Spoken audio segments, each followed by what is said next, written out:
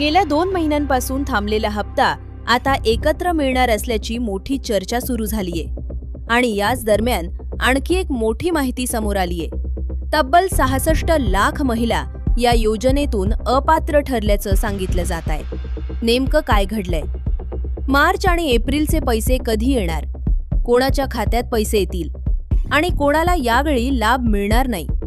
पुढे जाण्याआधी एक विनंती करेन, तुम्हाला आमचे व्हिडिओ आवडत असतील पण अजून तुम्ही चॅनलला सबस्क्राइब केलं नसेल तर चॅनलला लगेच सबस्क्राइब करून घ्या।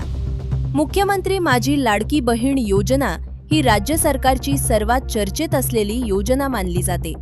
या योजनेअंतर्गत पात्र महिलांना दर महिन्याला 1500 रुपयांची आर्थिक मदत दिली जाते। पण गेल्या 2 महिन्यांपासून अनेक महिलांच्या खात्यात पैसे जमा झालेले नाही। त्यामुळे राज्यभरात महिलांमध्ये संभ्रमाचं वातावरण तयार झालं होतं। आता याच संदर्भात सूत्रांकडून एक मोठं अपडेट समोर येत आहे। मिळालेल्या माहितीनुसार मार्च आणि एप्रिल या दोन्ही महिन्यांचे हप्ते एकत्र दिले जाऊ शकतात। म्हणजेच पात्र महिलांच्या खात्यात थेट 3000 रुपये जमा होण्याची शक्यता व्यक्त केली जात आहे। मात्र इथे एक महत्त्वाची गोष्ट लक्षात घ्या, याबाबत सरकारकडून अद्याप कोणतीही अधिकृत घोषणा करण्यात आलेली नाही। पण सूत्रांच्या माहितीनुसार चालू आठवड्यात महिलांना मोठी खुशखबर मिळू शकते असं सांगितलं जात आहे। आता अनेक जणांच्या मनात प्रश्न आहे की गेल्या 2 महिन्यांचा हप्ता थांबला तरी का?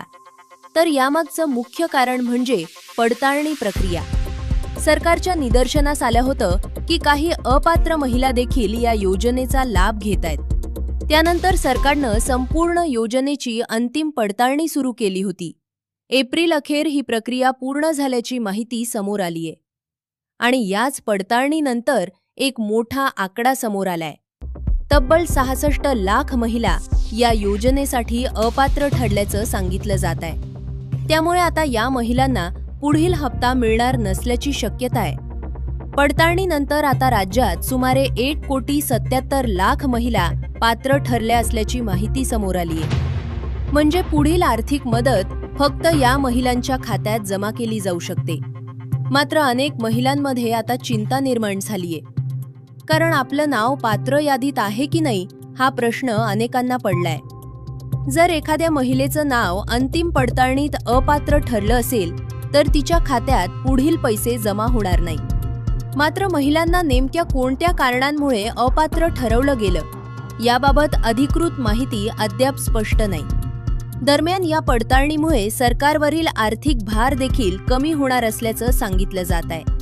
याआधी या योजनेसाठी सरकारला दर महिन्याला सुमारे 3600 कोटी रुपयांचा खर्च येत होता। पण आता 66 लाख महिला अपात्र ठरल्यानंतर हा खर्च कमी होऊन सुमारे 2655 कोटी रुपयांपर्यंत येऊ शकतो। म्हणजेच सरकारचे मोठ्या प्रमाणावर पैसे वाचणार असल्याचं बोललं जात आहे। सूत्रांच्या माहितीनुसार या पडताळणीनंतर सरकारला वर्षभरात मोठी आर्थिक बचत होऊ शकते। आता सगळ्यात मोठा प्रश्न म्हणजे महिलांच्या खात्यात पैसे नेमके कधी येणार? तर सूत्रांकडून मिळालेल्या माहितीनुसार चालू आठवड्यात 3000 रुपये जमा होण्याची शक्यता व्यक्त केली जात आहे। पण पुन्हा एकदा सांगतो, सरकारकडून अद्याप अधिकृत तारीख जाहीर करण्यात आलेली नाही।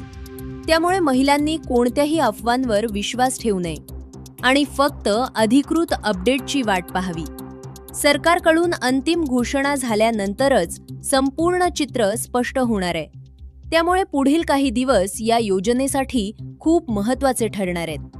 तुमच्या खात्यात पैसे आलेत का नाही आणि तुमचं नाव पात्र यादीत आहे का हे कमेंटमध्ये नक्की सांगा। व्हिडिओ आवडला असेल तर लाईक करा आणि अशाच महत्त्वाच्या अपडेट्ससाठी चॅनलला सबस्क्राइब करायला विसरू नका। धन्यवाद।